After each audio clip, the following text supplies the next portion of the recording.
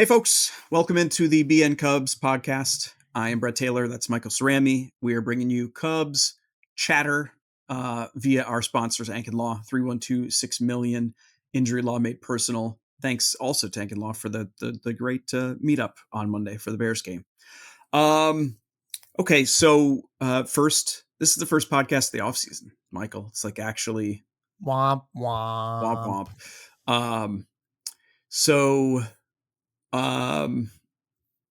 Yeah, that throws me for a loop every time I try to do the mental adjustment of oh, it's the off season now. And I have been trying to articulate it to people because of course, people in our lives, they know what we do and they're like, oh, sorry about the Cubs, or, oh, hey, they're still in, or it sort of is the context for every conversation until suddenly it isn't. And I've been trying to articulate to those folks that this transition period is weird. It just feels weird.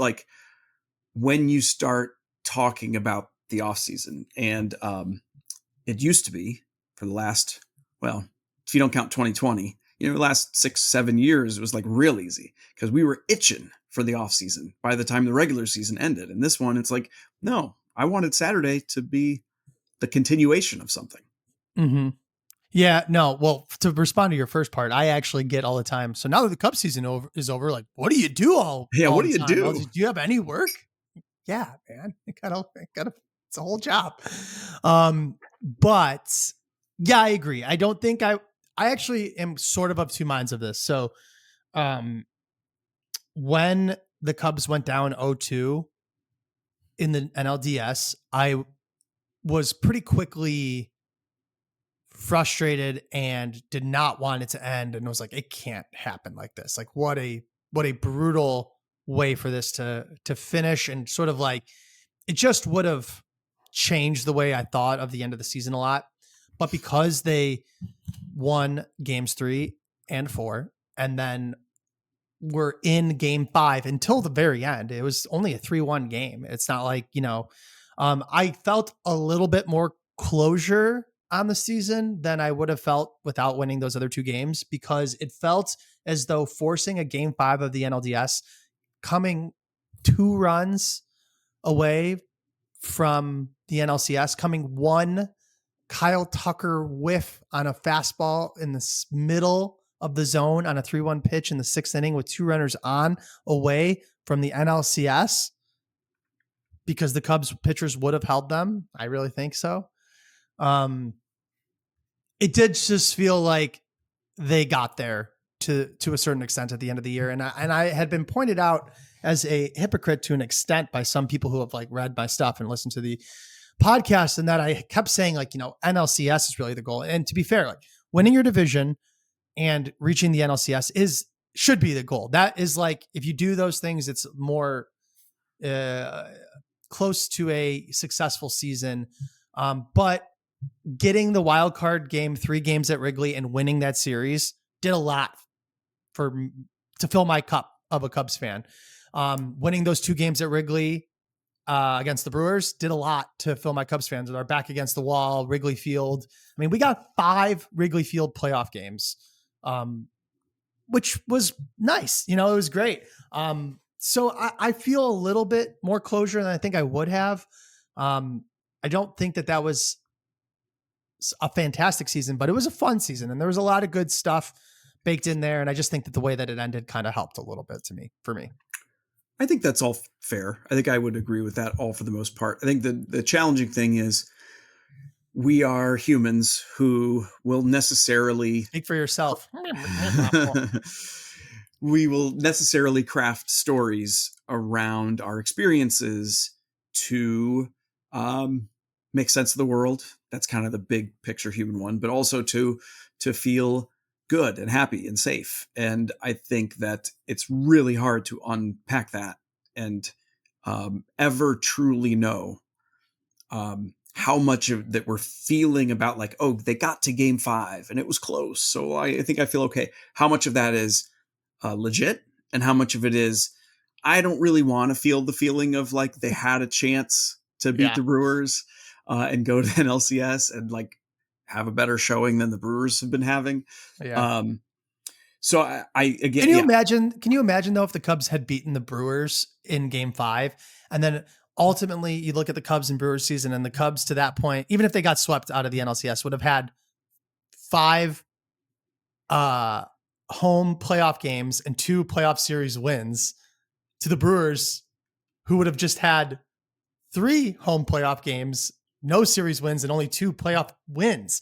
Like, in a way, that would have been a better experience. But don't misquote me on that. It is infinitely better to win your division by a tenfold. But I just think it's funny how that was really close to being I'm going to pause you on that. If the Cubs had won this series, as of that moment of the series ending, I would say that the Cubs had a better season than the Brewers. Oh, sure. Even though the Brewers won the division, had the top record. Yeah.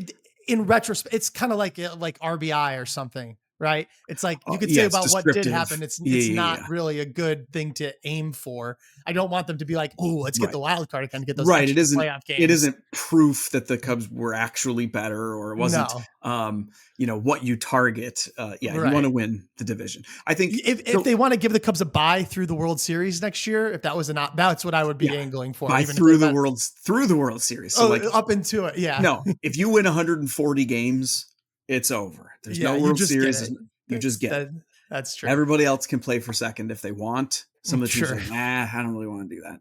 How many games would a team have to win to make any World Series outcome besides them feel like, who cares? That team was the greatest team.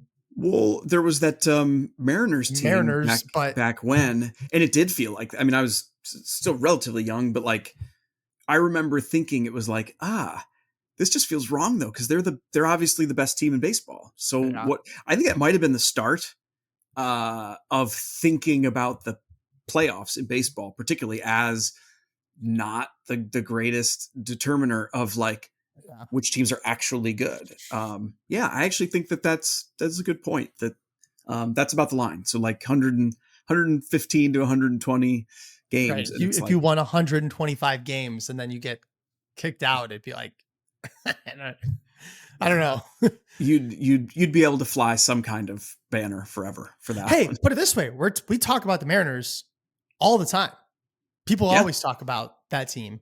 Oh yeah. So in a way, it's got its place in history. It's just a little different. Yeah, what are we talking about ultimately when you win a title or you go to the World Series or you have, like, when we sum up this season, what are we really talking about? We're talking about what we'll take away from it and what'll be remembered. And, because but at the same time, it's like, the 2018, I was at a dinner last night with David Kaplan, who told some stories that are just wild. He's got the biggest collection of unbelievable stories from his time in Chicago. Maybe I'll share one or two. But we were talking about the 2007 and 2008 team. And specifically the 2008 team, potentially being even better than 2003. He was talking about some Steve Bartman stuff, They 100%. But they were for sure, but they got swept out, or not. They got swept in the NLDS, right? Yeah. So they got nothing, you know what I mean? And it's like, well, that team was way better, but we don't really talk about them that much anymore. If we do, we talk about how good they were and how disappointing it was And like the 2015 team, which also won, I think, the exact same amount of games, 97 both years, 97. I want to say, was not as good of that team, but because of how fun the season was, and then because of how far they got, it's a big difference in how we think about them. Yeah. So this is a random. No, it's good because we can't know in this conversation when you and I are, recording episode 307 in a few years. And we're like, what did we think about that 2025 season? It'll be different. It's going to be what happens next year, probably. I was wondering that because 2015 absolutely gets colored by what happened in 2016. Especially because both 15 and 16, just like, and maybe this is how we could sort of transition into the thing that we actually plan to talk about. So many of the players on this team are going to be key contributors on the team next year. A vast majority of them. Well, to that point, point, kind of like, that mixes them together. You could be like, hey, they got some experience, they got better at, and then they broke out. Yeah. Yeah. And it's a lot of very talented young players too. So Kyle Tucker returns in spring training, just like Dexter Fowler. Yeah, you know what? Let's start there. Actually, we'll talk about the Jed season-ending presser. There's not a lot but no, let's talk about Tucker. Let's start with this. That would never happen. What happened with Dexter Fowler being led onto the field, the teammates going crazy, like what? And it being this like performed There's moment so of many awesomeness. versions so many reasons why that wouldn't happen. Yes. I don't even know which one you're saying is what my point is. Like, I suppose, yeah, I actually was meaning the one that you may not have thought I was meaning, which is that I just can't see Kyle Tucker performing that same feat of like showing back up. I just don't. Yeah. I don't. And it's interesting because like it's not as if Dexter Fowler's time with the Cubs was more invested durationally than Dexter Fowler, but it did feel different. It did. Can we just start there? Like, yes. I mean, not to compare the two either, but I'm pretty sure Kyle Tucker had a more impactful, like he might have had like, mathematically. Yes. Season. And there's 0% of Cubs fans right now that feel more love for Kyle Tucker than they did for Dexter Fowler, even after just 2015, not including what he did in 2016, which was also excellent. Hey, I'll take it a step further. I'll say I think there's less love than there was for Cody Bellinger after his 1 year, and that was a team that didn't do anything. Like because I hear people saying, "Oh well," but 2015 the Cubs were so good. Of course, people had more affection for Dexter Fowler. He was leading off for this great team. Well, fine, Cody Bellinger. I feel like, and here's where I'll tether it to the offseason discussion. Is my gut says that the clamor that we heard and felt is probably the wrong word because I don't know where we were on this topic, but certainly perceived among Cubs fans, the clamor to bring Cody back, re-sign Cody, get Cody back. Hell, to re-sign Nick Castellanos after 2 months. 2 months, yeah. Is going to have been significantly more boisterous than what we will see from fans about Kyle Tucker. And I would love to pin you down on why is that? Because I think you agree with me, but it's like, I would love to, for me, even just for myself, to try to understand what that is. Because Kyle Tucker is inarguably the best player of all of these people that we're talking about. Yeah. Well, I'm going to answer that with a sort of a hot take. I wish we had like a hot take button where like it's like hot take alert. Yeah. And that way it's kind of a warning because this is one of those things where you say it and then you're like, someone shoves it back in your face later on Twitter, and you're like, I kind of meant that, but like I prefaced it as a hot take. I hit the button. I'm trying to do this so that Addison can't cut just this. Our producer Addison can't cut this line. I'm gonna have to like sing a song that we don't have the copyright to in between. I will flash while you're saying there you this, go. So that way it can't be used. Okay, no. This actually might not even be that hot of a take, but I want to get your reaction, and then I might dial it back too. Kyle Tucker, 2025 Chicago Cubs. That sucked. I know what you mean. It sucked. It wasn't what it should have been, even if the outcome of the season didn't change. Like, let's say they still ended up losing in the NLDS. It sucks, not because the trade wasn't worth it. I'm not saying like there's so much nuance and stuff that goes into that. We got a superstar caliber player who played like that for a couple of months out of his mind. Yeah. Then got hurt and was not good and did not show up in the playoffs. And setting that aside, he was also, here's two other parts that I think what made this suck so hard. He was also not interesting, not exciting, not lovable or likable in the ways that even far less great players are often.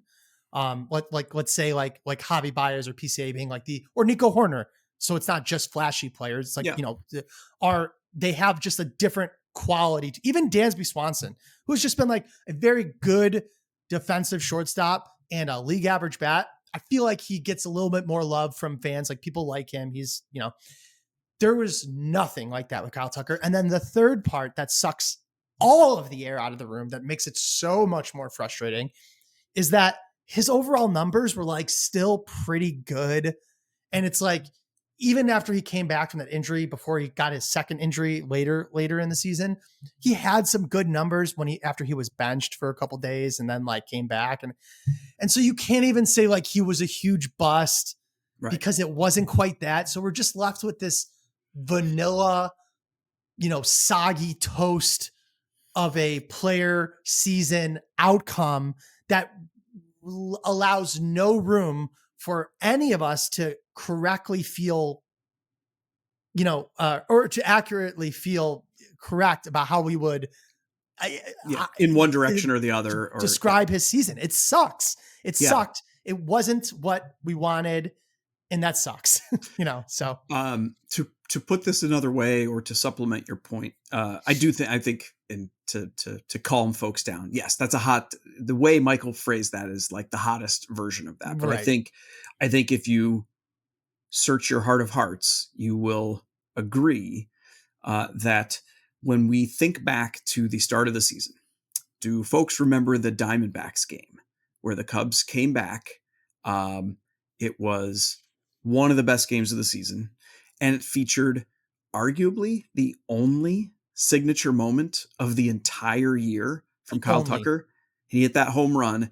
And I think that's a double whammy because it came so early in the year on the heels of fresh excitement about him debuting with the Cubs, this new superstar player the Cubs acquired. And it's like, holy crap, that's who he is. Yo, this is going to be amazing this year. Mm-hmm.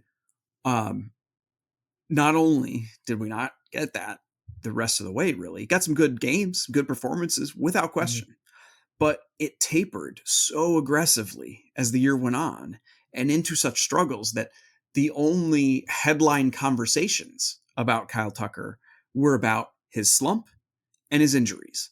That's it. Slump and injuries. And then in between those, which goes together with all of it. So I'm not saying, but just to put it, being benched against the Milwaukee Brewers in early August of a 5-game series. That's insane that happened and needed to happen and was the correct decision to happen.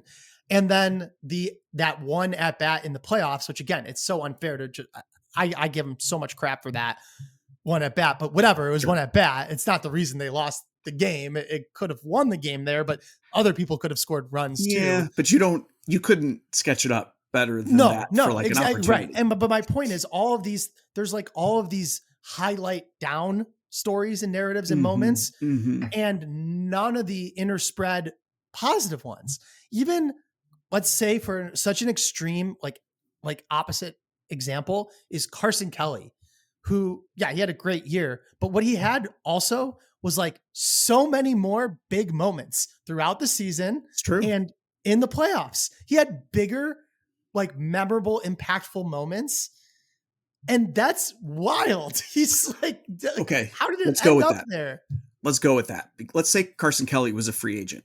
Okay. He's not, thank goodness, because shouts to Jed and Carter. They had the foresight to sign him to a 2-year deal. But let's say he was. I'm going to venture a couple thoughts, and I'd like you to respond. I think fans would be clamoring much more loudly for the Cubs to re-sign Carson Kelly than they are for Kyle Tucker, which is crazy, but I think that's true. It is crazy and probably true. And then this second part, I don't know what I think, is how much of that is strictly an evaluation of the player enjoyment, okay, versus player performance relative to position, all that, versus expected contract. Oh yeah, I see what you're saying. Because it's almost like it's not like sign Kyle Tucker or sign Alex Bregman. I know that's not even an exact, but like the signing or re-signing of Carson Kelly should almost be independent of what you're going to do with Kyle Tucker. Absolutely right. If that was, 100%. You know what I mean? I think a big part of what you're missing from that setup of that question is how much people, misguided or not, maybe we could talk about it, just think, well, Owen Casey is going to be the right fielder and that's going to be exactly. Brett made a little bit of a not because we don't like Owen Casey. Not because we don't like Owen Casey. That's not it's just like you can't assume that. bank that on that. Right. And so I think that's part of it though. I think people are like, let the kids play. And it's like, I mean, you saw Matt Shaw play for half season, right? Like it doesn't work that the way you want it to every time. You saw PCA's rookie season, right? Like, yeah, the proof is in the pudding that we're talking about how Kyle Tucker had kind of a disappointing year. Well, if Owen Casey put up a year statistically like Kyle Tucker just did, we'd be talking about what an amazing find that was. It's all relative to Tucker. Yeah, it's all. Again, the lack of big impactful moments is a thing. It matters to folks. And then when you pair that with also just not being a magnetic personality, it zaps all of it out of there. I mean, he doesn't have he's a boring player who might be the best free agent possible, who might be the only guy that can help the Cubs next year win the World Series that they can reasonably or realistically acquire, yada, yada, yada. Like I'm hoping everyone understands the subtext of everything I'm saying, that he's young and he was hurt again this year. And there's a pretty good chance that he's an absolute monster next season because he's Kyle Tucker. And that's all true. I'm just speaking to like the emotional reaction I've had watching him, from where my expectations were, from how it started to that home run to everything that followed. I think that it's important to say that we aren't claiming that being magnetic, being boisterous or showy, or pick your descriptor. We're not saying Hold on. I got to pause you. That's not even, Nico Horner is not a showy, flashy That's player. Why I was like, that's why I said pick whatever word. He's certainly magnetic. He's exciting to watch. He's right. Yeah. It's pick your word.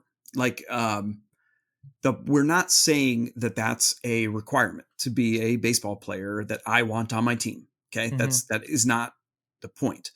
The point is that this is an entertainment business, and it is inarguable that some guys, even if they had the exact same level of performance as each other, some guys are more entertaining than others and are necessarily going to therefore bring along with them more excitement from fans. And I think, we're basing it on 1 year. I had a sense of what Kyle Tucker was in this category with the Astros. So it's not like I was caught off guard. I think anybody who pays attention to baseball should have been caught off guard, but it did confirm that, like, okay, whatever that extra zhuzh is that some guys bring, he does not. Hashtag the will to win. And I think listen, I think it matters at the margins. I think it matters at the margins of your contract. I think it matters at the margins of how much joy fans get out of a team. And that isn't me criticizing him. That isn't me saying, dude, what's wrong with you? Why don't you show more life? Why don't you show more zest? No, be you. I think that's just who he is. But Ian Happ is that way too. Okay. Wait, here's a better one. Kyle Hendricks. Oh yeah. Kyle Hendricks is Kyle Hendricks was beloved by Cubs fans. Do you know the difference? Do you know the difference with him? And I think with Ian Happ too, is when they are speaking, either directly through the media or like on social or whatever, when they are communicating with the fan world, they have something interesting to say, or they have something connective to say, or they have something that just sort of makes you feel like, yeah, all right, I'm sort of with that. I don't think Kyle Tucker said a single thing all year that I was like, did he have a single, I dig that, like, quote that was memorable even? No. I mean, that's nuts. And you know what? Here's another thing. The number one thing I hate, and I genuinely, I hate this so much, is when people say things like, he doesn't even care, or he's not trying to win. Okay, that's stupid. Of course he is. Of course he wants to win. All of those things are true. You just don't get to this level without that being part of your DNA. And it's just that the way he's learned to maximize his, personal skill set is to brush things off and to not take batting practice until it got to be a gigantic problem, and just to be, laissez-faire about it. Again, that's a not cope, like, hey, like hashtag cope on Twitter. Oh, they're they're losing him. So whatever. Yeah. That's not, but, Kyle Hendricks or Ian Happ, similarly, inexpressive players on the field, when they do talk, you go, man, this guy, like you just feel a little bit more like, man, he wants to be better right now. And I know that Kyle Tucker did want to be better. Of course, that is not what I'm saying. It just never comes through. And that combined with everything else, what we were saying, it was a bummer of a year. It was a bummer of a star player's one season in Chicago. And that's what it is. I mean, I don't know how you can say it wasn't. Yeah, I think that's all fair. We might hear from folks that that's unfair. But I don't think they win 92 games without him. And yeah, like and all that stuff is like, come on. I hope nobody. How could you possibly be confused at this point about our feelings about Kyle Tucker as a baseball player? Yeah, I think it's okay. Clear. Let's talk about the baseball healthy, part then, so that we don't have to even. Well, when he's healthy, when he's performing typically, I think we do now throw out 2024. I think now that we've seen 2025, that partial year in 24 where he was like a Juan Soto level, like maybe he's more like I think we throw that out because his performance this year tracks pretty closely with the 2 years before that, where he had established himself as one of the best hitters in baseball. Mm-hmm. I think, by the way, was the defense a little oversold? Is that just me? Oh boy, big time oversold to me. It was reminiscent of Seiya coming over from Japan, and it's exactly like Seiya.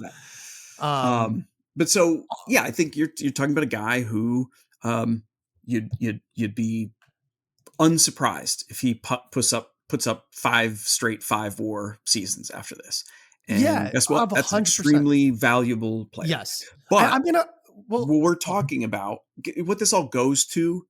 We're reflecting on the season, yeah. But what the conversation we're really having is: should we argue that the Cubs should commit 300, 400, whatever million to this particular player at this particular moment in time? And all I'm saying is, nothing that happened this season made me feel stronger in that direction. Yeah, if anything, it made me feel pretty cautious about this becoming the deal that the Cubs point to as like, hey, we're finally signing a $300 million player.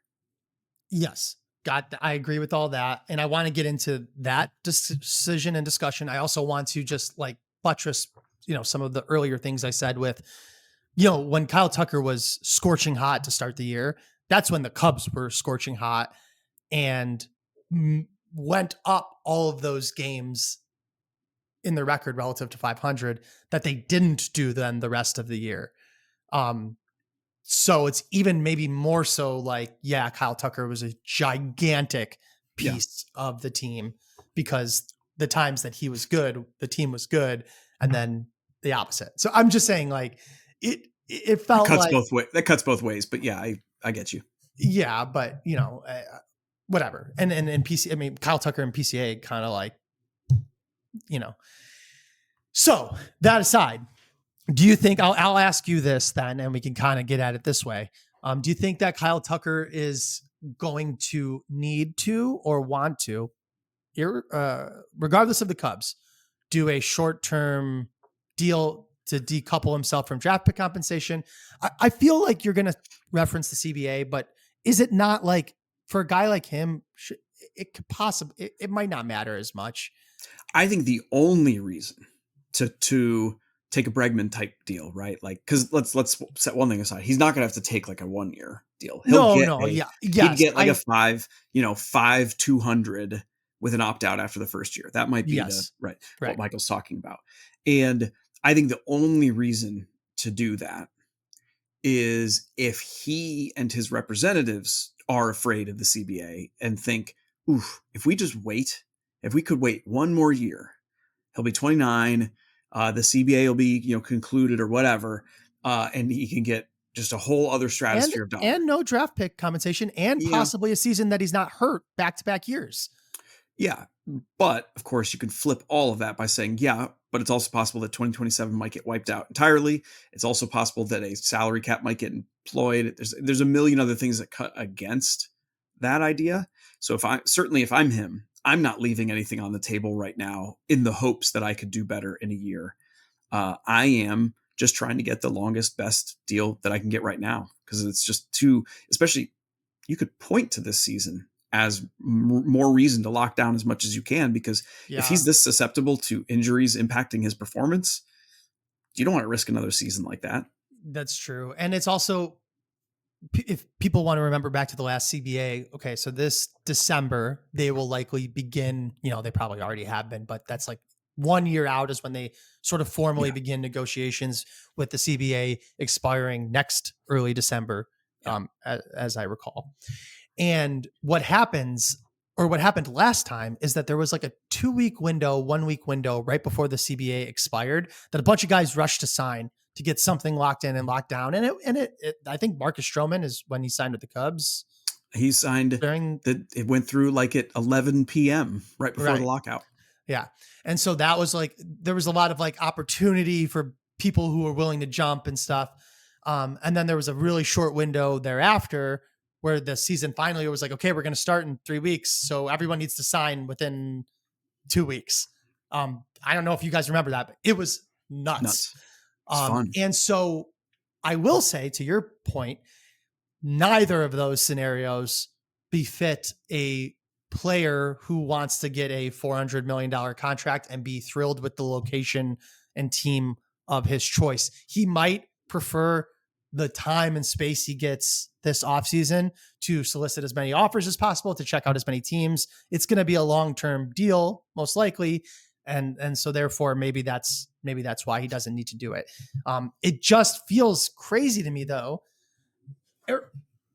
Maybe we're just completely different people. And it's like, knowing how much money he's already made, I would roll the dice, roll the dice on a deal that has an opt out, because hitting free agency before you're 30, which he still would, is a gigantic difference. And if he had a 2024 type season in 2026, it is, I think, inarguable. He would get 400 plus. He'd get a massive, it might just be our personal risk aversion, perspectives that's all it is.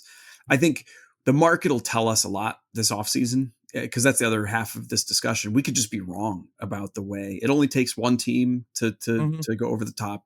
It also, we've seen in some of these opt-out deals, I'm not sure how much it shaves off the total value to like get that opt-out early. It should, but it doesn't. You think it should, but it just seems like it doesn't. Like the Bregman. Do you think even like no trade clauses? Like I was talking to, again, David Kaplan about Ian Happ, and he was like, oh, maybe they could trade him. Like, well, he's got the no trade clause. It's like, you don't think he'd waive it? I go, well, I assume he conceded something to get it in the contract.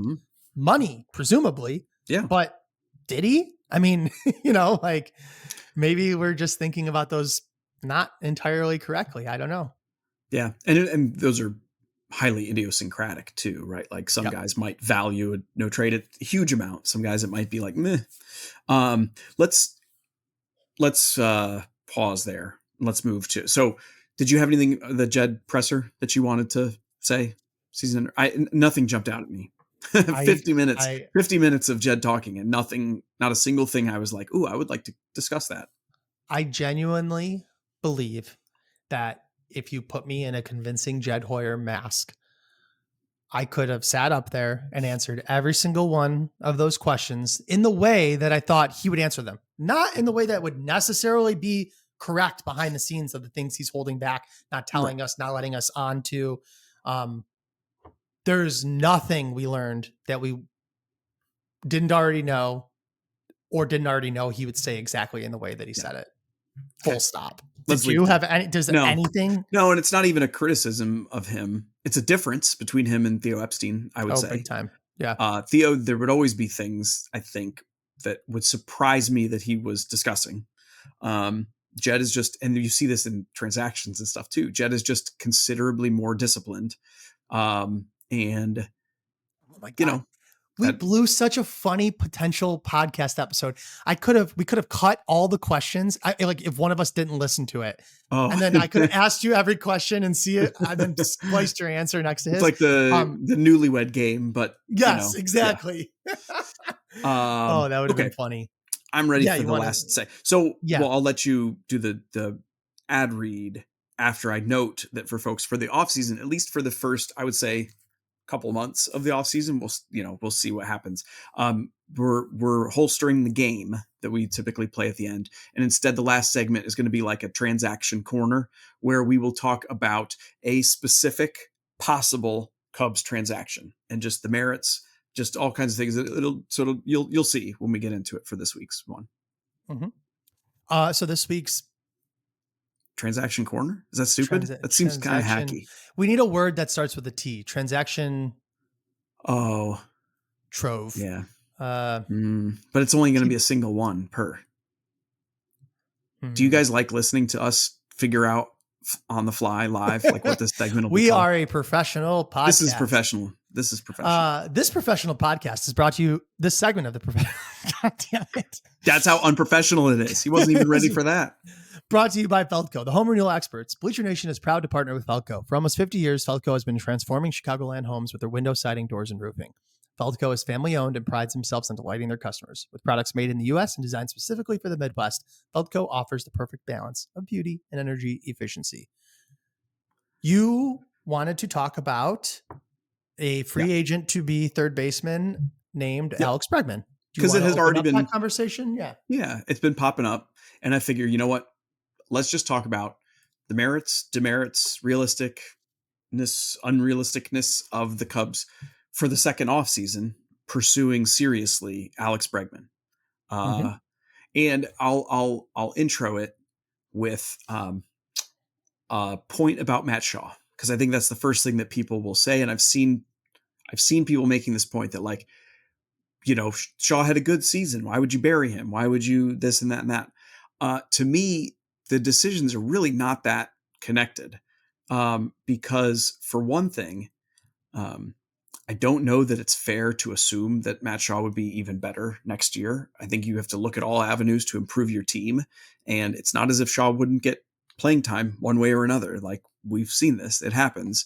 And then two, with Nico Horner's contract expiring after next season, it is possible, set aside whether the Cubs re-sign him or not, it is possible that the Cubs will need another second baseman or third baseman after next season anyway. And so I just want to, or some leverage in contract negotiations. There you go.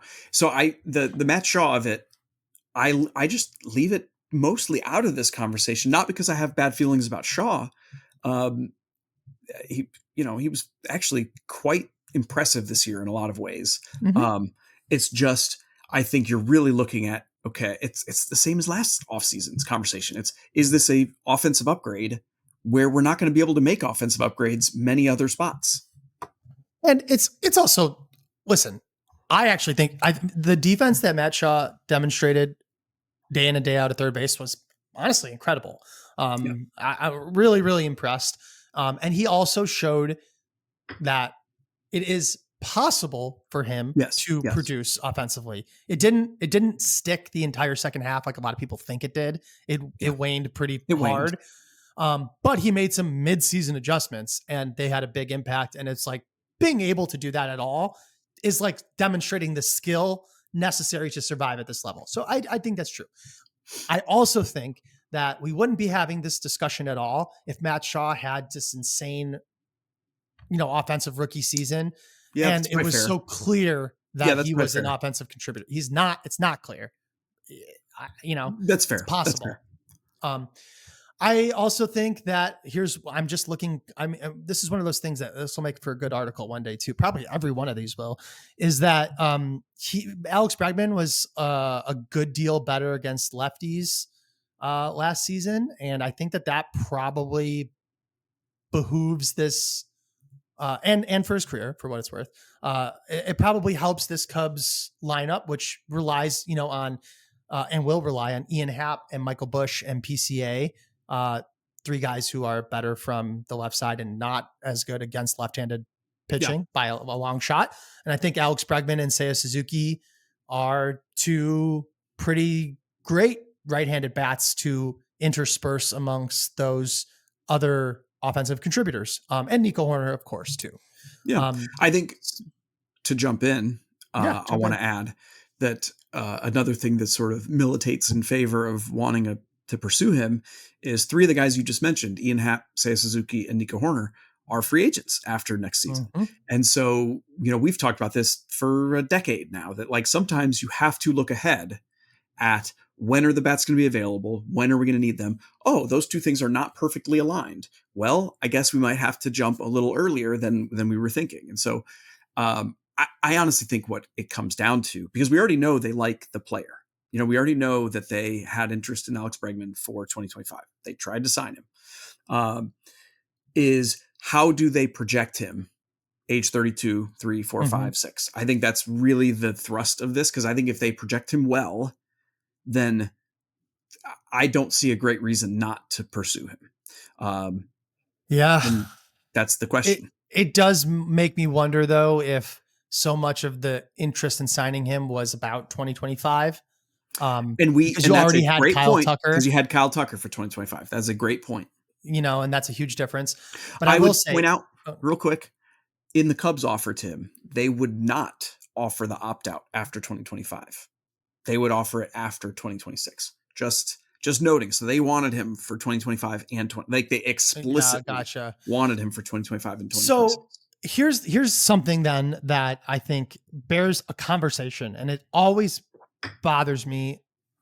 And I might just need you to talk me out of like I use this as like getting out my homery thoughts so I don't tweet them. This is therapy. Even though this is more visually on me. This has happened before with other players. I think kind of like Cody Bellinger, the first season going into the second season when they then re-signed him. Was it a mistake? And I get that this is Monday morning quarterbacking, and but it's not my job to get these things right. If they go and pursue Alex Bregman seriously this offseason, because they do project him well going forward, they effed up last spring and should have offered him more money. And I'm not saying more money for the exact same deal, like a bigger, longer deal, something that total amount might have been more than they would have left, but less than what it'll cost now. Yeah. Yeah. And it's like, how is there a way that that's not wrong? And I get that you're not always going to be right when you do that, but I'm going to avoid your question a little bit, because I am not sure that he's going to get some like new monster deal. He had a very good season with the Red Sox, but if you look at it, it was like, I don't know, pretty standard for the last few years from him. And now he's a year older. He's not attached to draft pick compensation this time, but at his tier, I don't think that costs that much. So I'm avoiding your question a little bit, but I get it. The idea that could we say, hey, if you wanted him, you screwed up because now you're paying for the worst years. You didn't get the best year of him. You're paying, and I think Jed's response, if we're sitting in his season-ending presser and he were willing to speak on such things, he would say, well, we can't worry about that. We have to look at every possible move as we sit here right now. Yeah, and it's that's true. Is it the right move? Which is a really good way to avoid criticism for the things you didn't do or did do. We say this. There's always I feel like there's two moments you can criticize or evaluate a move. There's the day it happens, and then there's X number of years later. And I think both are valid. I think it's totally valid. And I think a good executive, or even a fair one, needs to be able to withstand both of those periods of criticism. And not signing Alex Bregman last year, for example, I think Jed probably did everything he could. I mean, he basically told that was the world. The most I ever liked him. Yeah, I like Jed, but that was like, talking that one interview for like 2 minutes. I was like, or 10 minutes, whatever it was. And so I think we don't. There's another layer to this that this will apply to Bregman. It'll apply to Kyle Tucker. It'll apply to any of the pitchers the Cubs might go after.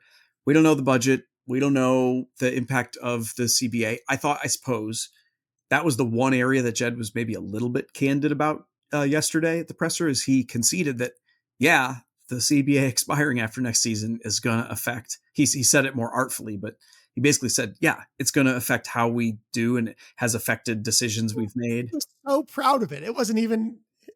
He was like, yeah, we've lined. He clearly did that on purpose, and then was like, he finally like ripped off the Band-Aid of like, yes, it was me planning for 2020. Takes the mask off. So we'll see what that means this offseason, because you could actually have read that a couple different ways. It could be, we were trying to set things up to really go ham after the new CBA, or it could be them saying, we had to be super cautious because like the bosses were saying we didn't know what kind of money we're going to have after. So my guess is it's not going to take deals post 2026 off the table this offseason. Okay. I don't think that's going to be the case. If that were the case, they should concede. I mean, that's, you can't, how do you not, anyway, go on. Sorry, go on. You could, I mean, I can envision them being like, look, Matthew Boyd wasn't a long-term deal too, and Carson Kelly wasn't a long-term deal, and we traded for 1 year of Kyle Tucker. There are ways to make your team better for a short term. Like, you can do it, is what they would say. I'd be surprised if that's actually what this offseason looks like. But like Boyd and Kelly were both 2-year deals. So I know, I'm saying, but there's a world where you could have signed those guys to one. I'm just saying, like, I guess, extra or whatever. That's fair. I think they wanted 2-year deals in part because they were looking at 2025 and 2026. Right. So we'll see. And that affects conversations about things like Alex Bregman, is all I'm saying, is that we don't know exactly what their approach is going to be to deals that extend past 26. Okay. So here's where I'm going to make and this could be my final thought, and then you could wrap it up however you want. I won't rebuttal you if you refute me, rebut me. It's fun. I don't think that's